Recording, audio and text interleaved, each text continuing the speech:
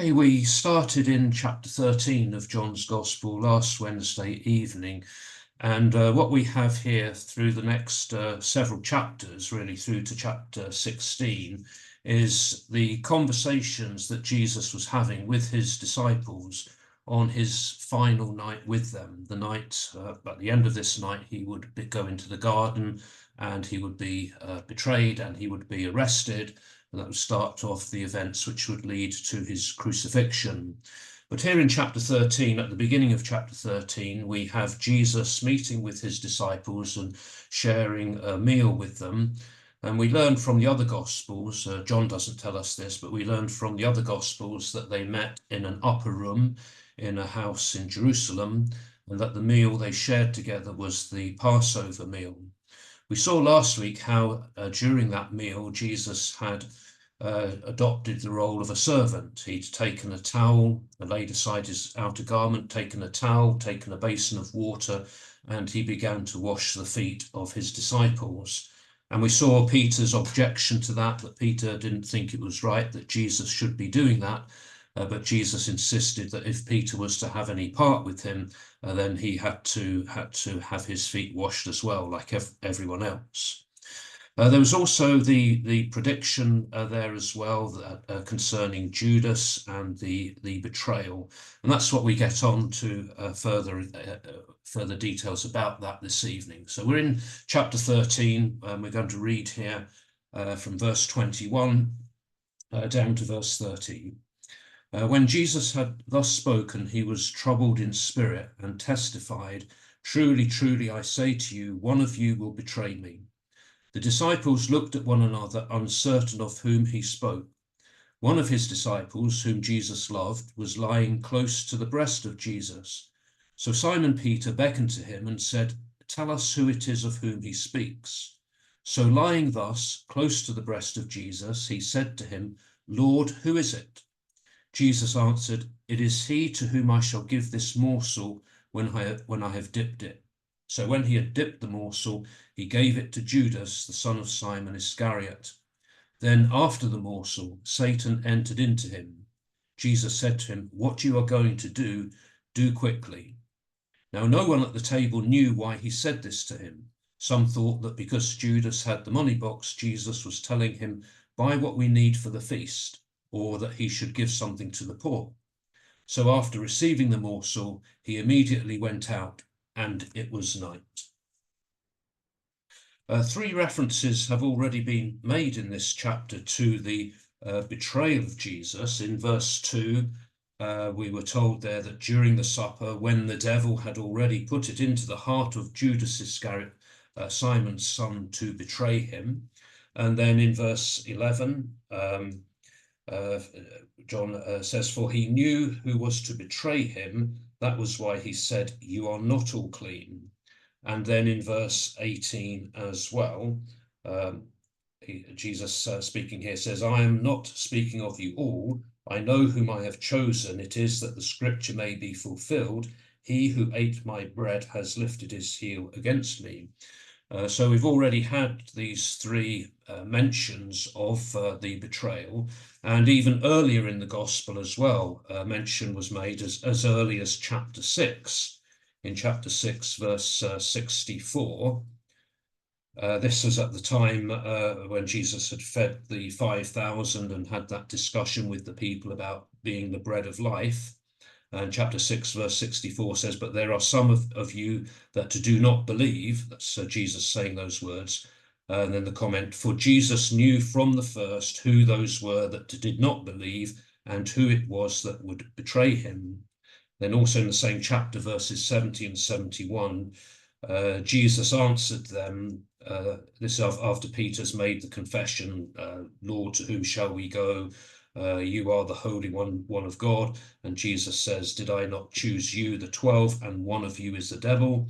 He spoke of Judas, the son of Simon Iscariot, for he, one of the 12, was to betray him. And then in chapter 12, verse 4 as well, when Jesus had been anointed by Mary, but Judas Iscariot, one of his disciples, he who was to betray him, said, "Why was this ointment not sold for 300 denarii and given to the poor?"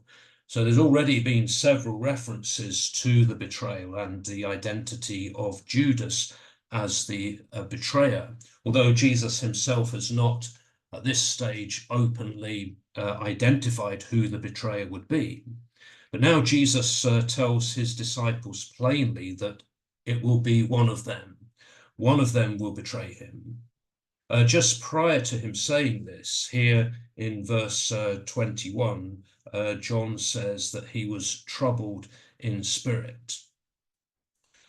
This is similar to the emotion that Jesus experienced over the death of Lazarus as well, back in chapter 11 and verse 33. When Jesus saw her weeping, that's Mary, and the Jews who came with her also weeping, he was deeply moved in spirit and troubled. And also in chapter 12, verse 27, he says, this is in the temple here with the people, now is my soul troubled, and what shall I say? Father, save me from this hour. So on those few occasions, we're told of Jesus' emotional state, that in here, again, John says that he was troubled in spirit. And it must have been a source of great distress to Jesus to know that one of his own disciples would betray him. And even though he knew that this was going to happen, and he knew who it would be, it still troubled him. And the solemnity of this is marked by John saying that Jesus testified or declared.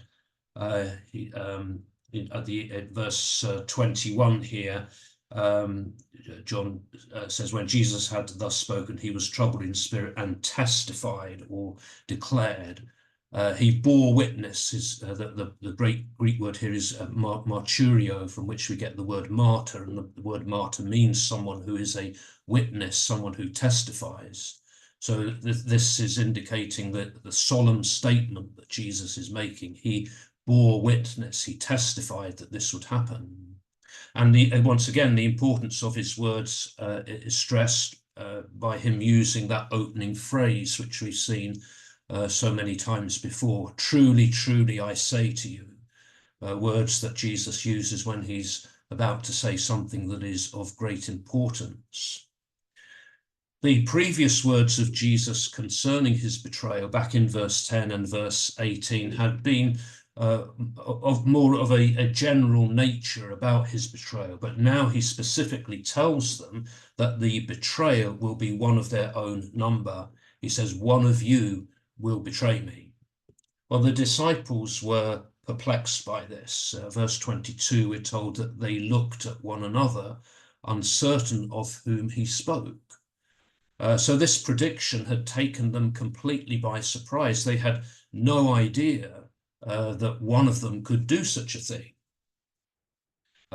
In Matthew's Gospel, in Matthew chapter 26, verses 20 to 25, Matthew gives us his account of this incident, this moment in the meal. When it was evening, he sat at table with the 12 disciples, and as they were eating, he said, truly, I say to you, one of you will betray me. And they were very sorrowful and began to say to him one after another, is it I, Lord? So they all were asking Jesus, is it me? Could it be me? Could I be the one who would do this? And then he answered, he who has dipped his hand in the dish with me will betray me. The Son of Man goes as it is written of him, but woe to that man by whom the Son of Man is betrayed. It would have been better for that man if he had not been born. Judas, who betrayed him, said, is it I, Master? He said to him, you have said so. So there, according to Matthew's account, Judas himself even asks the question, is it I, Master? Am I the one? Here, back in John's Gospel, then, in verse 23, one of the disciples is singled out and identified as the one whom Jesus loved. One of his disciples, whom Jesus loved, was lying close to the breast of Jesus. We have other references later to this disciple whom Jesus loved, the beloved disciple. In chapter 18 and verse 15, there's a mention here of another disciple. It doesn't say that this is the disciple whom Jesus loved, but it's most likely the same one. This is after Jesus has been arrested, and Simon Peter followed Jesus, we're told, and so did another disciple. As this disciple was known to the high priest, he entered the court of the high priest along with Jesus, while Peter stood outside at the door. So the other disciple, who was known to the high priest, went out and spoke to the maid who kept the door and brought Peter in. So this other disciple was through this other disciple, Peter was able to get access to the court of the high priest there. So he's this other disciple being known to the high priest. And then in chapter 19, verse 26, at the cross, when Jesus is upon the cross, Mary is at the cross, his mother. And when Jesus saw his mother and the disciple whom he loved standing near, he said to his mother, "Woman, behold your son." Then he said to the disciple, "Behold your mother."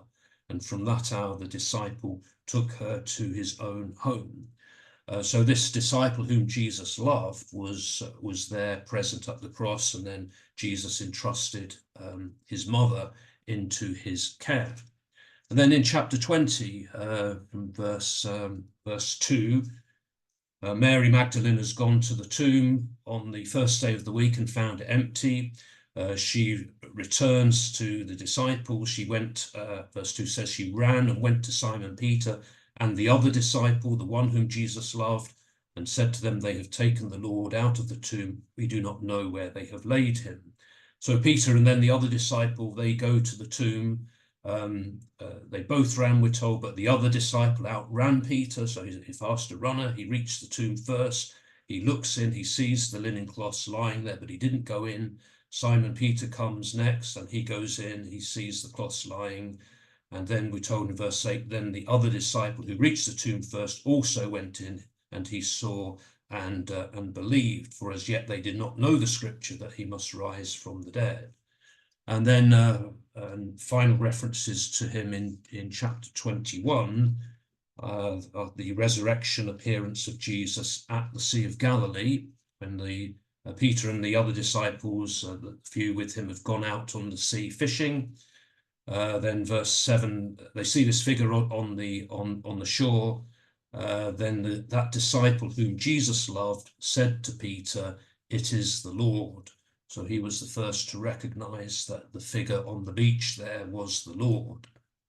And then in verse 20 of chapter 21, Peter turned and saw following them the disciple whom Jesus loved. This is when Jesus has had that conversation with Peter, asking him, "Do you love me?" And Peter affirms his love for the Lord. And then Peter turned and saw following them the disciple whom Jesus loved, who had lain close to the breast at the supper and had said, "Lord, who is it that is going to betray you?" So these are the other references that we have to this unnamed disciple. Here, back now in chapter 13, verse 23, this disciple is said to be lying close to the breast of Jesus. He would be reclining around the table. This would indicate the closeness that this disciple had to Jesus, that he was lying close to, or really upon the breast of Jesus, really. And because of this physical closeness of this disciple to Jesus, Simon Peter asks him to find out who it is that Jesus is speaking of. Just to mention, this disciple whom Jesus loved is not named. No name is attributed to this disciple, but it's traditionally thought that this is John. But to say that he's not actually named in the gospel, but tradition is that that disciple is John, who is the again traditionally regarded as the author of this gospel. So this disciple then asks Jesus, "Lord, who is it?" in response to Peter's request to find out who it is. So he asks the Lord, "Who is it?" So his closeness, his physical closeness to Jesus meant that this must have been something that took place quietly, that this wasn't a question that was heard by everyone, but this disciple was able to ask of Jesus just quietly, Lord, who is it? And Jesus replied to the question by telling him that it would be the one to whom he gave this morsel after he had dipped it. None of the other disciples would have seen anything significant in him doing this. In fact, it would have been a sign of honor for Jesus to have dipped this piece of bread or this morsel and then passing it to Judas.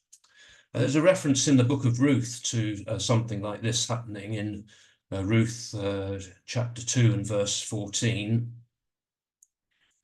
When Ruth has been gleaning in the field belonging to Boaz, and she's invited to share a meal with the others who've been working in the field. In Ruth chapter 2 verse 14 says, and at mealtime Boaz said to her, come here and eat some bread and dip your morsel in the wine. So she sat beside the reapers, and he passed to her parched grain, and she ate until she was satisfied.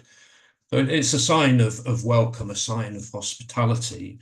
So this is what Jesus is doing here when he offers this morsel to Judas. The morsel would have been a small piece of bread or perhaps a piece of meat, and Jesus would dip it in a sauce that would have been eaten at this meal, and then he would pass it on to Judas. And again, Judas must have been quite close to Jesus for this to happen. If John is reclining on one side of Jesus, and then Jesus is able to pass this to Judas, or Judas must have been close by, perhaps even on the other side.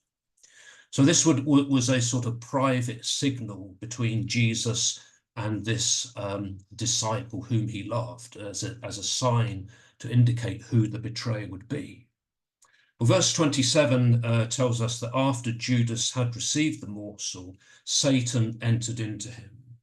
We were told in verse 2 that the devil had already put it into the heart of Judas to betray him. And now we're told that Satan entered into him. Judas' action then came under the influence of Satan. Judas had opened himself up to this influence, and now he became that instrument of Satan in the betrayal. And Jesus then spoke to him and said, what you are going to do quickly. Jesus knew what Judas was about to do, and he's not going to change his mind. He's going to do it. And so Jesus urges him to do it quickly. Whatever it is you're going to do, be quick about it. Go and get it done. Well, none of the other disciples at the table understood what Jesus meant by this. Perhaps not even the disciple whom Jesus loved, to whom Jesus had identified his betrayer. Perhaps he didn't understand the imminence of this either. And Judas had apparently given the other disciples no reason to suspect that he would be the betrayer. They had no idea that it would be him. And John records here that the disciples just thought that Jesus was telling Judas to go out and buy some of the things that they needed for the feast, for the Passover, or just to give some money to the poor, since Judas was the one who looked after the money. And they really had no idea what was going to happen here. And we're told that as soon as Judas had received the morsel from Jesus, he went out. So he left the room to put into operation his plan to betray Jesus. And then John adds this telling comment, and it was night. And this is perhaps more than simply telling us what time of day it was. Being the Passover, it would be a full moon, so it'd be quite bright outside with the full moon. But it was night. It was a dark moment for Judas, that he had rejected the light that Jesus had brought, and now he's gone out into the darkness, both physically into the night, but also spiritually as well. Back in chapter 12, verses 35 and 36, Jesus had said, "The light is with you for a little longer. Walk while you have the light, lest the darkness overtake you. He who walks in the darkness does not know where he goes. While you have the light, believe in the light, that you may become sons of light." And it's this light that Judas has rejected, and he's gone out into the darkness. Well, reading on now in verses 31 to 35, the story continues. When he had gone out, Jesus said, "Now is the Son of Man glorified, and in him God is glorified. If God is glorified in him, God will also glorify him in himself and glorify him at once. Little children, yet a little while I'm with you. You will seek me, and as I said to the Jews, so now I say to you, where I am going, you cannot come. A new commandment I give to you, that you love one another, even as I have loved you, that you also love one another. By this, all men will know that you are my disciples, if you have love for one another." With the departure of Judas, then, Jesus was aware that events would now be moving very swiftly to a conclusion. Now is the time for the Son of Man to be glorified, and in him God is glorified. So the cross will be the means by which both Jesus and the Father will be glorified. And since God is glorified through Christ, so Christ will be glorified by God in himself, he says, and he will glorify him at once. So the whole series of events that are to follow here, that's the cross, crucifixion, the resurrection, and then the ascension, will be the means by which Christ and the Father will be glorified. God is glorified when his will is done, and his will for his Son leads to glorification on the cross. So we might see all of these events that are to take place as the means by which the Son, Jesus, would be glorified, and in him being glorified, the Father is glorified, that his plan is shown to be vindicated here. Jesus then addresses his disciples with the affectionate term "little children," and he advises them that he will be with them for a little longer, and then he's going to a place where they will not be able to come. He's already said something like this earlier in chapter 7 and verse 34. In an earlier time when Jesus had gone to Jerusalem and was speaking to the people there, he's speaking with the Pharisees here. "I shall be with you a little longer, and then I go to him who sent me. You will seek me, and you will not find me. Where I am where I am, you cannot come." And they didn't understand. They thought, well, is he saying that he's going to go to the Greeks, to the dispersion? And then in chapter 8, verse 21 as well, he says to them here, "I go away and you will seek me, and die in your sin. Where I am going, you cannot come." Again, it puzzled the people who heard him say that, and they were saying, well, is he going to kill himself now? Because he'd said, "Where I am going, you cannot come." But Jesus is repeating that now to his own disciples here, and reminding them that this is what he had said to the Jews: "You will seek me, and as I said to the Jews, so now I say to you, where I am going, you cannot come." Again, they are puzzled by all of this. But Jesus then introduces a new commandment for his disciples in verse 34. He says, "A new commandment I give to you, that you love one another, even as I have loved you, that you also love one another." The commandment to love your neighbor, was not a new one. It's found back in Leviticus chapter 19 and verse 18. "You shall not take vengeance or bear any grudge against the sons of your own people, but you shall love your neighbor as yourself. I am the Lord." And that commandment, Jesus explained the meaning of that in his parable of the Good Samaritan, when the lawyer had wanted to know, well, who is my neighbor? In Luke chapter 10 there, the parable of the Good Samaritan gives that that explanation of who is your neighbor. So the commandment to love others wasn't a new one, but the commandment here, what was new about this commandment, was to love as Christ has loved them. And Jesus has left them with the example of love that they are to follow.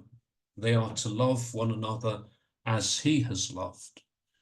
And when we think about the love of Jesus, what was the love of Jesus like? Jesus' love for his disciples was selfless. He never loved them for what he could get out of it. His love for them was sacrificial. He loved them to the point of giving his own life for them. His love was an understanding love.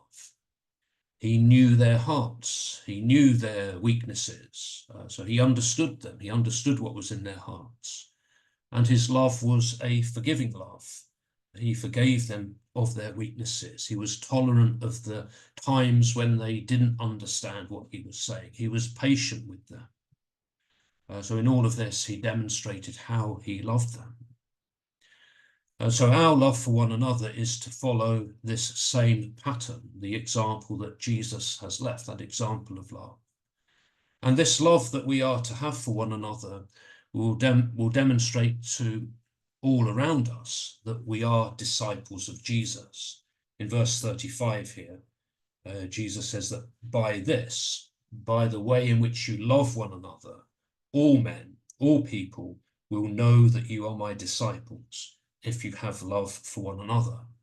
So love is to be a distinguishing characteristic of Jesus' disciples.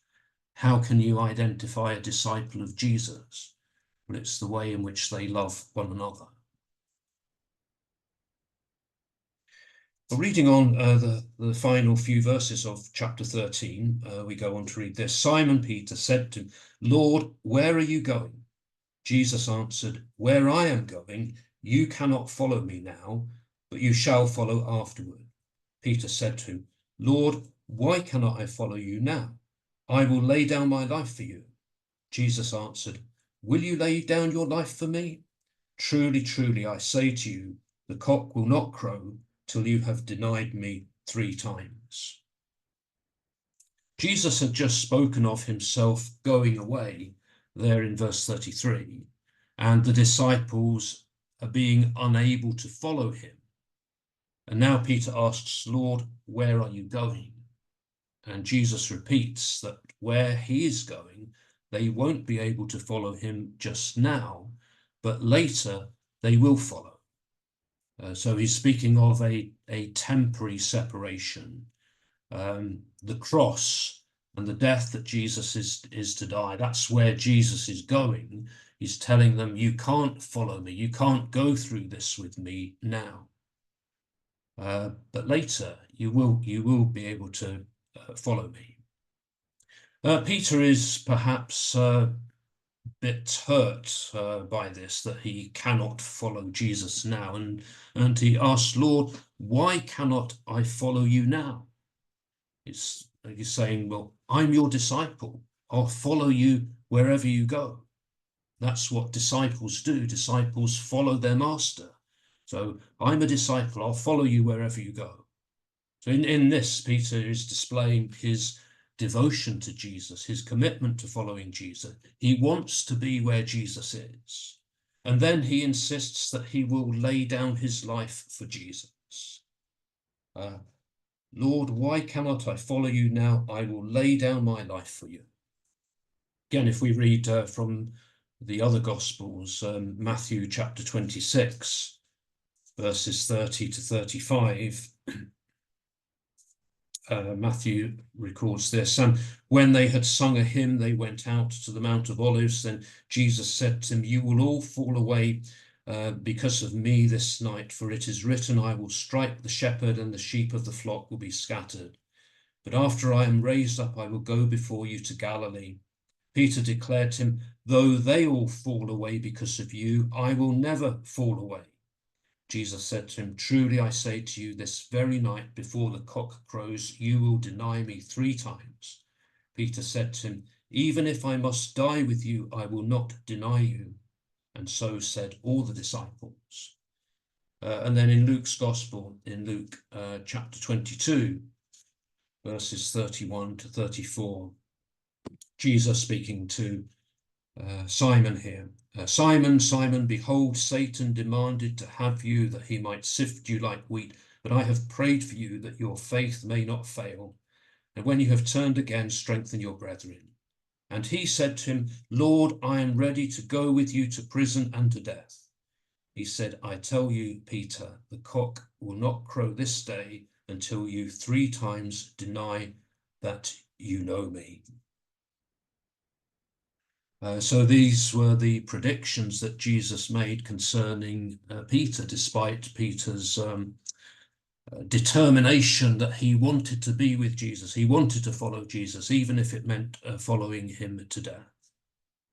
But Jesus replied in verse 38 here, back in John 13, Jesus says to him, "Will you lay down your life for me? Truly, truly, I say to you, the cock will not crow till you have denied me 3 times."